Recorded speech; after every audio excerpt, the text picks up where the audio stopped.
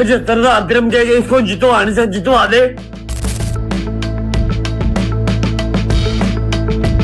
अपनी गंदी तरीन गालियां दी जाती हैं और इतने गंदे अल्फाज को उस लड़की के लिए यूज करता है जो ना काबिल यकीन है और ना काबिल बर्दाश्त है। मैं तेन माफी देवांगा, मैं तेरी भैन रजत और इंसान का असली चेहरा और इंसान की जो असली हकीकत है या तो वो नशे में होता है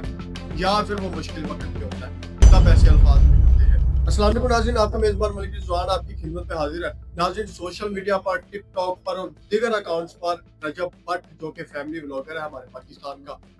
उसकी वीडियो वायरल होती है और उसकी वीडियो में देखा ये जाता है कि दुनिया की गंदी तरीन गालियां उसके मुंह से निकल रही होती है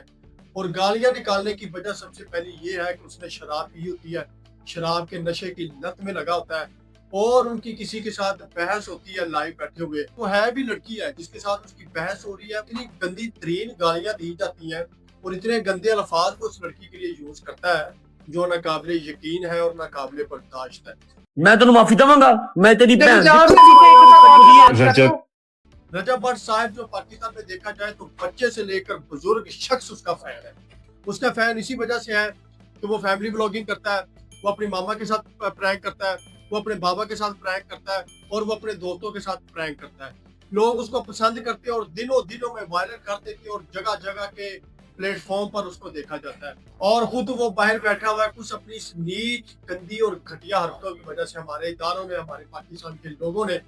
उसको पाकिस्तान में रखना या रहना मुनासिब नहीं समझा। मुझे मिलाकर बहुत सारे लोग हैं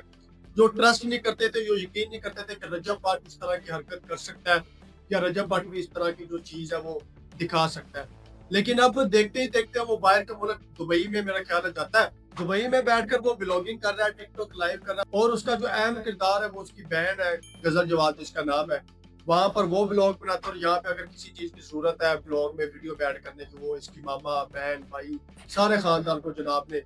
ब्लॉगिंग पे लगाया जाता है। खैर हम मुद्दे पे आते हैं और पॉइंट वाली बात पे आते हैं। पॉइंट वाली बात ये है जो लोग, जो बच्चा उसको पसंद करता है वो जरा इस वीडियो में देखिएगा कि इस वीडियो को देखने के बाद मैं नहीं मानूंगा और मैं नहीं ये समझूंगा, उसके बाद इसके ब्लॉग जो है वो देखे जाए और इनको मोहब्बत वही वाली दी जाए। यहाँ पर ये गंदी तरीन गालियां शराब की लत में आकर कर रहा है और इंसान का असली चेहरा और इंसान की जो असली हकीकत है या तो वो नशे में होता है